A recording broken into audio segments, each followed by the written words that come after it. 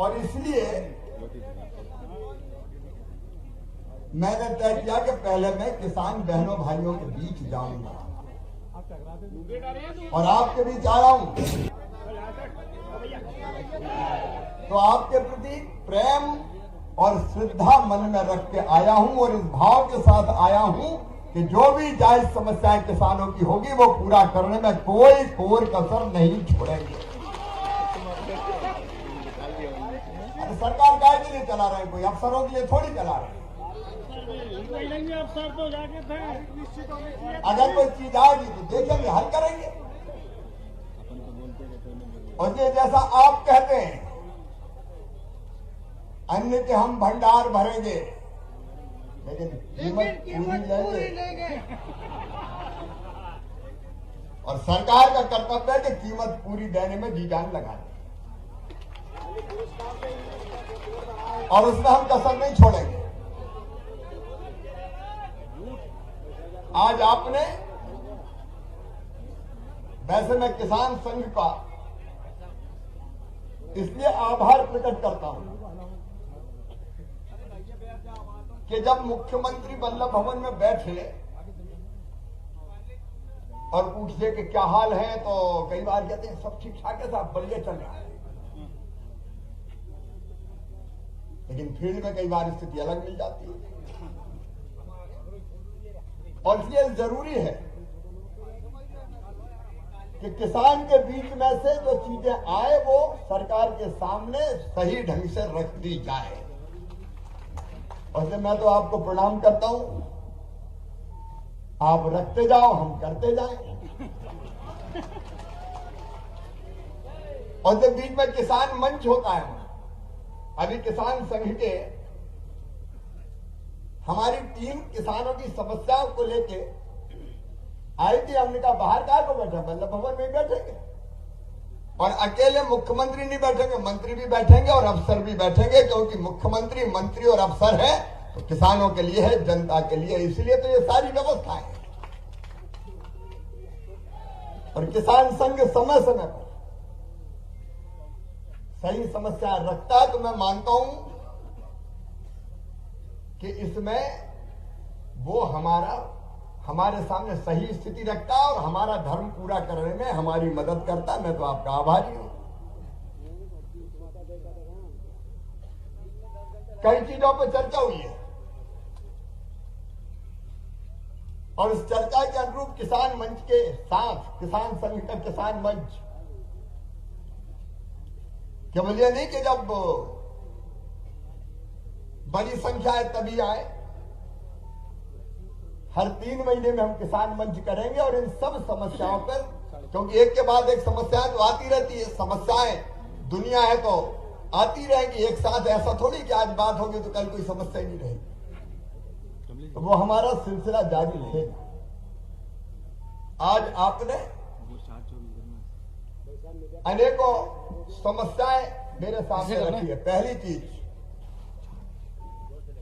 मैं जोर देके कह रहा हूं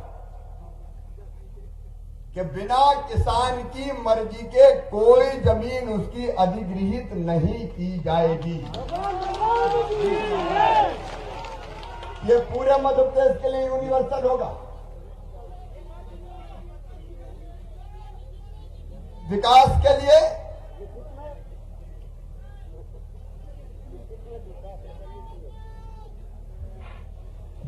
के लिए जरूरत जमीन की पड़ती है,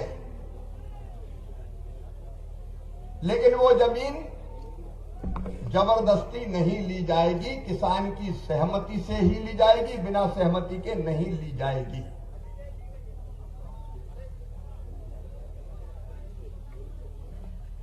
अतिवृष्टि, अफलन, वायरस, आपने इसमें लिखा है फसलों का सर्वे कराकर क्षतिपूर्ति और फसल बीमा योजना दिया जाएगा, तो वो निश्चित तौर पर दिया जाएगा। फिर एक बात मैंने पहले ही कही है कि एक सरकार बीच में आई थी 15 महीने के लिए, और कई वादे करके आई थी, वादे पूरे नहीं हुए, और इसलिए कई किसान डिफॉल्टर हो गए थे। हमने फैसला किया है कि जो डिफॉल्टर हो गए थे कर्ज माफी की घोषणा के कारण, उनके कर्जे का ब्याज हम माफ करेंगे, मतलब हम भरेंगे, ताकि किसान को दिक्कत ना हो।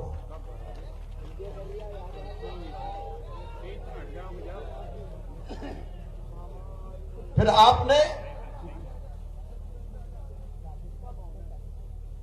कृषि पंप अनुदान योजना फिर से चालू करने की मांग की है। अगले बजट में इसका प्रावधान कर दिया जाएगा। एक बात है, जिलों में होने वाली फसलों को जिलों में अधिसूचित किया जाए, कर दिया जाएगा। मुख्यमंत्री खेत सड़क योजना फिर से चालू कर दी जाएगी, और बलराम तालाब के बारे में थोड़ा विचार करके फैसला लेंगे, आपके साथ चर्चा करेंगे।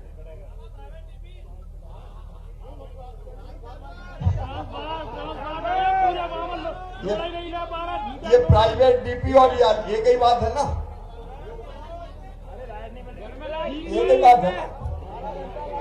अनुदान देकर डीपी रखवाना कोई प्राइवेट डीपी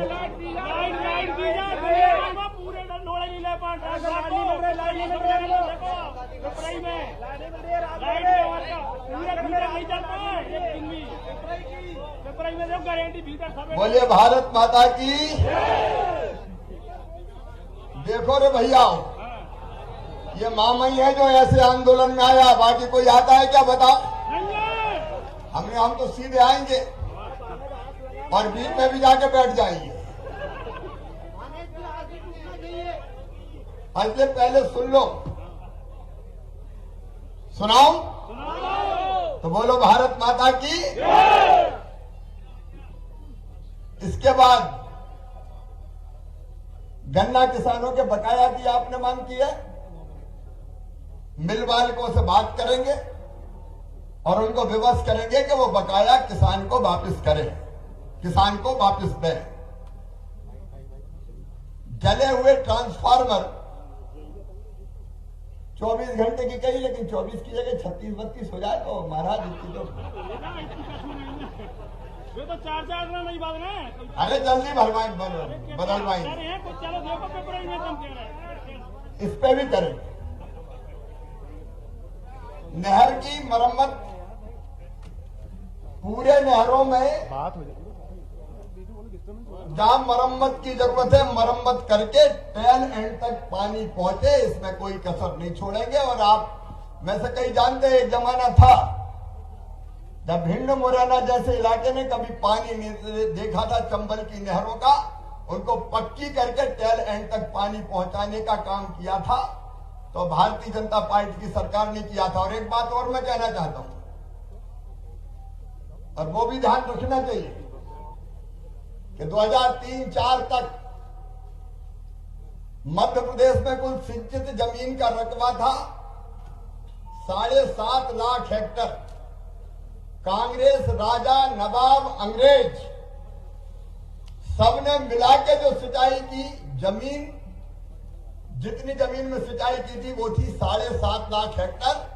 उसको बढ़ा के 45 लाख हेक्टर तक पहुंचा दिया और 65 लाख हेक्टर तक पहुंचाई। कभी ऐसी सरकारें भी होती थी जो कहती थी कि नर्मदा का पानी छिपरा में नहीं जाएगा, काली सिंध में नहीं जाएगा, पार्वती में नहीं जाएगा। लेकिन आपने देखा छिपरा, काली सिंध, पार्वती और ऊपर अगर कहीं था तो हमने कहा नहर से नहीं जाएगी नर्मदा मैया, तो पाइपों में भरा भरा के चले चलो, मोटर से पानी खींचेंगे और किसान के सूखे खेतों की प्यास बुझाएंगे। तो सिंचाई में कसर नहीं छोड़ी, आगे भी नहीं छोड़ने वाले। और आगे फिर नहरों की व्यवस्था के बारे में आपने बात कही, उनको भी परफेक्ट किया जाएगा। कहीं मरम्मत की जरूरत है तो मरम्मत की जाएगी। अब जब सिंचाई का समय आता है तो ट्रांसफार्मर ओवरलोड होते हैं, उसके कारण जलते भी सरकार का भी नुकसान, किसान का भी नुकसान। और जहां जहां ओवरलोड ट्रांसफार्मर है वहां ओवरलोड के अलावा अतिरिक्त ट्रांसफार्मर रखने की व्यवस्था की जाएगी। अभी हमने सीएम जनसेवा अभियान चलाया था, हर पंचायतों में शिविर लगा के अगर योजना के पात्र हितग्राही कोई छूट गए थे, अलग अलग योजना, केवल किसान की नहीं, नाम जोड़ के लगभग 88 लाख नाम जोड़े। अभी हमने जो शिविर लगाए थे उनमें प्रधानमंत्री किसान सम्मान निधि के आवेदन भी आए और मुख्यमंत्री किसान कल्याण योजना के आवेदन भी आए। हमने अनेकों नाम जोड़े हैं और वो नाम हम आपको सूचित करेंगे कौन कौन के जुड़े हैं। लेकिन अगर कोई छूट गए हो तो चाहे प्रधानमंत्री किसान सम्मान निधि हो, चाहे मुख्यमंत्री किसान कल्याण योजना हो, सम्मान निधि 6,000 के अतिरिक्त मध्य प्रदेश में 4,000 रुपया मुख्यमंत्री किसान कल्याण योजना के भी किसान के खाते में डाले जाते हैं। और ऐसे नाम अगर छूट गए हो तो अभी जोड़े हैं लगभग 88 लाख ओवरऑल जोड़े हैं, जिसमें किसान के साथ गरीब भी हैं, तो उन नामों को भी जोड़ा जाएगा। और राजस्व के मामले में जितने भी राजस्व से संबंधित मामले हैं उन सब मामलों में पंचायत बार फिर से शिविर लगा के शिविर में ही आपकी समस्या का समाधान करेंगे, ताकि तहसील में और बाकी जगह किसान को चक्कर ना काटना पड़े। एक बार राजस्व के ही शिविर लगा देंगे, एक राजस्व के शिविर और एक बिजली की समस्याओं के, चाहे वो बिल हो चाहे बाकी हो, उसके शिविर भी अलग से आपने कहा है और मैं भी मानता हूं कि वो लगाए जाने चाहिए। तो बिजली के शिविर अलग से लगाए जाएंगे, राजस्व के शिविर अलग से लगाए जाएंगे।